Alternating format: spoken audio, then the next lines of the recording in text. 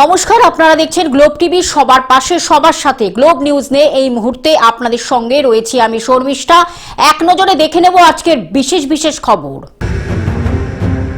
দোলের পরে রাজ্যে ভোট ঘোষণার সম্ভাবনা।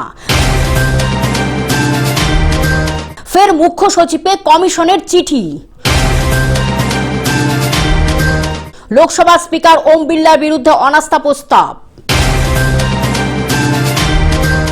10 কোটি টাকার সম্পত্তি বাজেয়াপ্ত হুমায়ুন কবিরের মেয়ে। বাংলাদেশি নির্বাচনের আগে পুলিশের নাকা চেকিং। দীর্ঘদিন ধরে বকেয়া বিলের টাকা পাননি পিএইচই ঠিকাদাররা।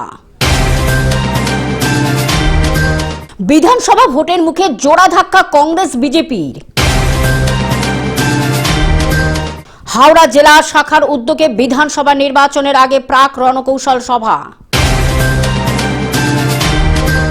ভারতকে হারানো সহজ নয়, পাকিস্তানকে কড়া বার্তা সৌরভের।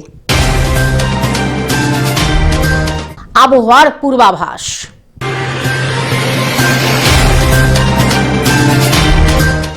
আসি বিস্তারিত খবরে। দোলের পরে রাজ্যে ভোট ঘোষণার সম্ভাবনা। 2026 কবে চূড়ান্ত ভোটার তালিকা প্রকাশ? মার্চে ঘোষণা, এপ্রিলে ভোট। দোলের পরেই রাজ্যে ভোট ঘোষণার সম্ভাবনা। 28 ফেব্রুয়ারি চূড়ান্ত ভোটার তালিকা প্রকাশ। আজই বিজ্ঞপ্তি জারি নির্বাচন কমিশনের। 14 ফেব্রুয়ারি পর্যন্ত রাজ্যে এসআইআর শুনানি। দোলের পরেই রাজ্যে কমিশনের ফুল bench. Bureau report, globe news. ফের মুখ্য সচিবকে কমিশনের চিঠি। আধিকারিকদের বদলি নিয়ে ফের মুখ্য সচিবকে কমিশনের চিঠি। গত বিধানসভা ভোটের আগে যেখানে ছিলেন সেখানে বদলি নয়, ডিইআরও, আরও, এইআরও, পুলিশেরই ইন্সপেক্টর, এসআই এর ঊর্ধ্বে থাকা অফিসারদের বদলি। Bureau report, globe news. লোকসভার স্পিকার ওম বিড়লার বিরুদ্ধে অনাস্থা প্রস্তাব। লোকসভায় বড় সংকট, স্পিকার ওম বিড়লার বিরুদ্ধে অনাস্থা প্রস্তাব। পক্ষপাতিত্ব করার অভিযোগ। লোকসভার স্পিকার ওম বিড়লার বিরুদ্ধে অনাস্থা কংগ্রেসের, সই বিরোধী জোটের 118 সাংসদদের। তৃণমূলের কেউ সই করেননি। সংবাদ সংস্থা সূত্রে খবর, স্পিকার সিদ্ধান্ত নিয়েছেন অনাস্থা প্রস্তাব সংক্রান্ত নোটিশের নিষ্পত্তি না হওয়া পর্যন্ত লোকসভার কাজে তিনি যোগ দেবেন না। 9 মার্চ অধিবেশনে প্রস্তাব নিয়ে আলোচনার সম্ভাবনা। Bureau report, globe news. 10 কোটি টাকার সম্পত্তি বাজেয়াপ্ত হুমায়ুন কবিরের মেয়ের। 10 কোটি টাকার সম্পত্তি বাজেয়াপ্ত হুমায়ুন কবিরের মেয়ের শ্বশুর বাড়ি। হুমায়ুন কবিরের মেয়ে সহ 8 জনের বিরুদ্ধে এনডিপিএস আইনে বড়সড় পদক্ষেপ মুর্শিদাবাদ পুলিশের। মুর্শিদাবাদ জেলার লালগোলা থেকে যে খবর উঠে আসছে, জনতা উন্নয়ন পার্টির চেয়ারম্যান তথা ভরতপুরের বিধায়ক হুমায়ুন কবিরের পরিবারের বিরুদ্ধে বড়সড় অভিযান চালালো জেলা পুলিশ। সোমবার সন্ধ্যায় লালগোলা থানার পুলিশ লালগোলার বিভিন্ন এলাকায় একযোগে অভিযান চালিয়ে প্রায় 10 কোটি টাকা মূল্যের একাধিক সম্পত্তি ফ্রিজ করে দেয়। এই ঘটনাকে ঘিরে রীতিমতো চাঞ্চল্য এলাকা জুড়ে। টাইগা মাফিকে আমাদেরকে কোনো কিছু বলেনি, জাস্ট করেছে, আমরা সিসিটিভির মধ্যে দিয়ে দেখেছি। তারপরে হঠাৎ একদিন এসে পুলিশ নোটিশ দেয়। এটা আমরা ঠিক বুঝতে পারি না, তো বলে আমাদের লয়ারের সাথে কন্ট্যাক্ট করতে।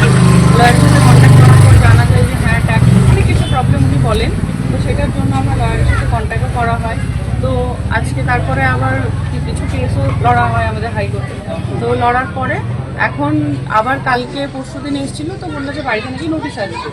তো ব্যাপারটা হচ্ছে, আমার শ্বশুরমশাই বিজনেসম্যান, হাজব্যান্ড আমার শ্বশুরমশাই বিজনেসই দেখে, আলাদা করে কিছু করেন না। আমি হচ্ছে নাজমা সুলতানা, হুমায়ুন কবিরের মেয়ে, যেটা এখন তৃণমূলের প্রাক্তন পার্টিতে ছিল এখন। তো বিধায়ক, হ্যাঁ, তো জনতা উন্নয়ন পার্টির চেয়ারম্যান। তো ব্যাপারটা প্রবলেমটা হচ্ছে, আমার বাবাকে সামনে রেখে এই জিনিসটা করা হচ্ছে।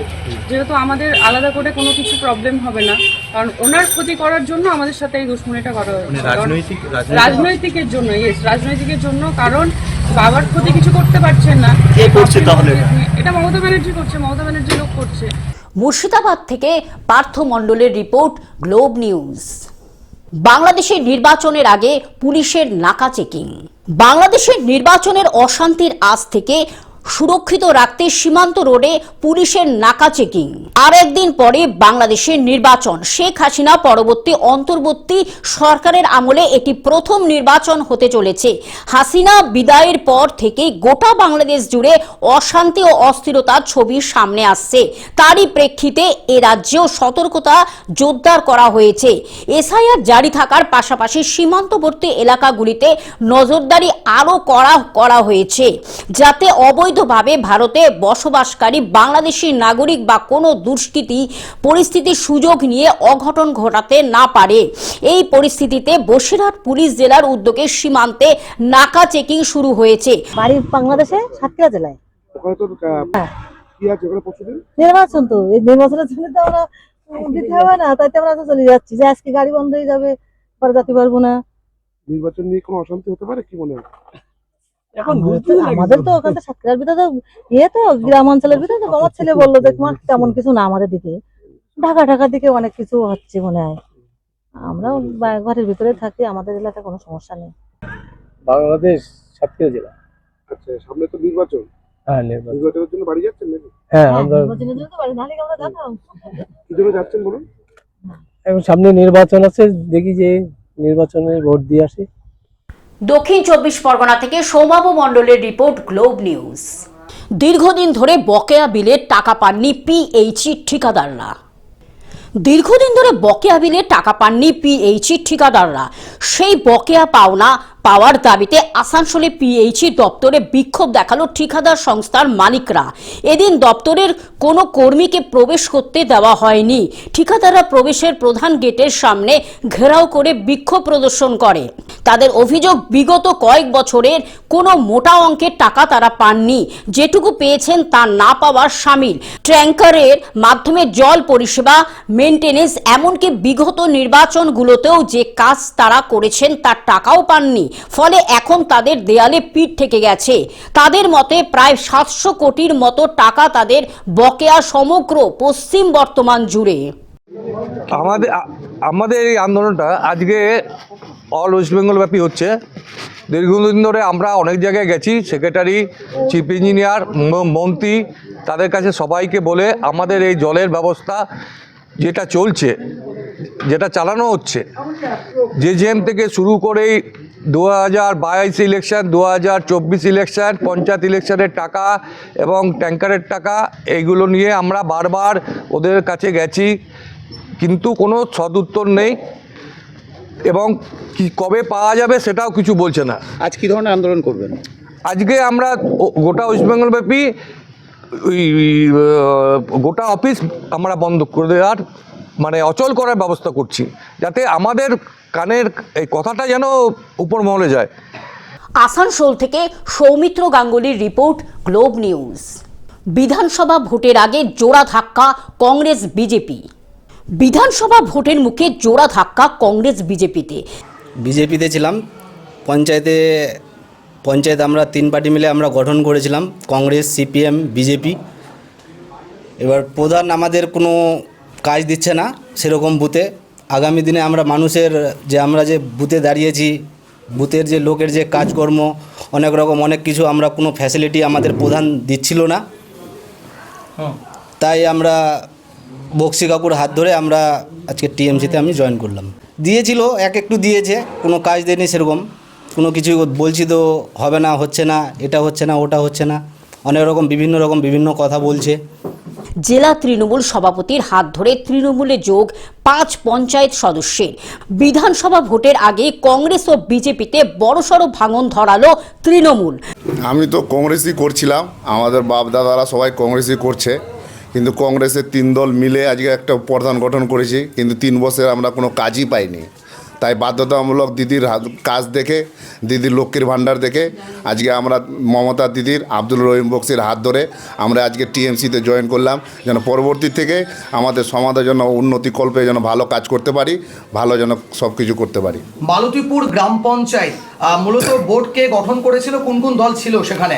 সেখানে ছিল বিজেপি ছিল, সিপিএম ছিল, কংগ্রেস ছিল, 3 দল মিলে আমাদের প্রধান গঠন ছিল, কিন্তু আমরা 3 দল মিলে আমরা কোনো কাজই পাইনি আমরা। মালদার মালতীপুরে কংগ্রেস ও বিজেপি দুই দল ছেড়ে তৃণমূল কংগ্রেসে যোগ দিলেন 5 জন গ্রাম পঞ্চায়েত সদস্য। কংগ্রেসের দখলে থাকা মালদার মালতীপুর গ্রাম পঞ্চায়েতের কংগ্রেসের 4 জন ও বিজেপির 1 জন গ্রাম পঞ্চায়েত সদস্য তৃণমূল কংগ্রেসে যোগদান করেন। মালদা জেলার তৃণমূলের নেতারা বুঝতে পারছেন তাদের পায়ের তলার মাটি সরে গেছে, তাই তারা প্রতিনিয়ত কখনো মালতীপুর, কখনো মোথাবাড়ি, কিছু গ্রাম পঞ্চায়েতের সদস্যকে ঝান্ডা ধরিয়ে, কিছু ভোটারকে ঝান্ডা ধরিয়ে তারা পঞ্চায়েত দখল করতে পারবে, কিছু ভোটারের মন জয় করতে পারবে, কিন্তু সার্বিকভাবে ভোটের বৈতরণী পার হওয়ার জন্য মানুষের অন্তরকে দখল করতে পারবে না।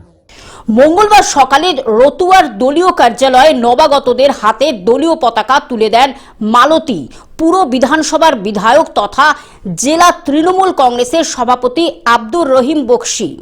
আজকে আমরা অত্যন্ত খুশি যে আমাদের মালতীপুর গ্রাম পঞ্চায়েতে গত পঞ্চায়েত নির্বাচনে জোড়াতালি দিয়ে কংগ্রেস প্রধান গঠন করেছিল। পরবর্তীতে তারা মেম্বারের সাথে দুর্ব্যবহার করে এলাকার উন্নয়ন করতে তারা ব্যর্থ হয়ে যায় সম্পূর্ণরূপে। সেখান থেকে কংগ্রেসের 4 জন মেম্বার আর আমাদের বিজেপি তার সাথে যুক্ত ছিল, বিজেপির 1 জন মেম্বার, এই 5 জন মেম্বার আজকে আমাদের সাথে যুক্ত হয়ে সেই পঞ্চায়েতে আমাদের সংখ্যা সে দাঁড়ালো তৃণমূল কংগ্রেসের 16। সেখানে টোটাল সদস্য সংখ্যা আছে 28।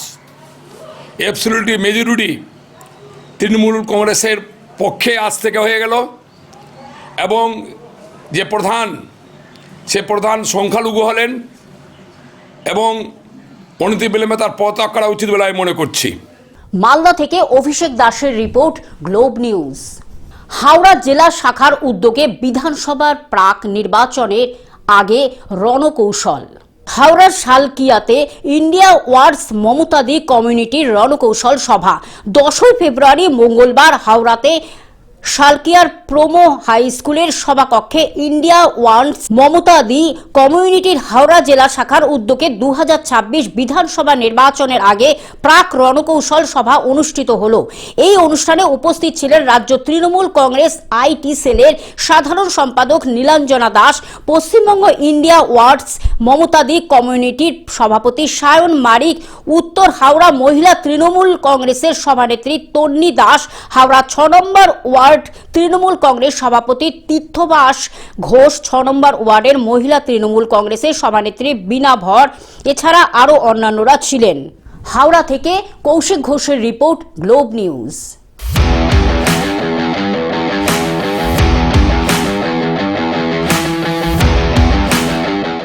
ভারতকে হারানো সহজ নয়, পাকিস্তানকে কড়া বার্তা সৌরভের। 15 তারিখ ম্যাচ, ইন্ডিয়াকে হারানো সহজ নয়, ভারতকে সাজেশন দেব, পাকিস্তানকে কেন? খেলা আর রাজনীতি আলাদা, খেলা হচ্ছে এটা খুব ভালো বিষয়। টুর্নামেন্ট ভালো শুরু হয়েছে, সব দল ভালো খেলছে, ভারতে খুব ভালো খেলা হয়, আমার ভারতের সব প্লেয়ারের ওপর আস্থা আছে। Bureau report, globe news.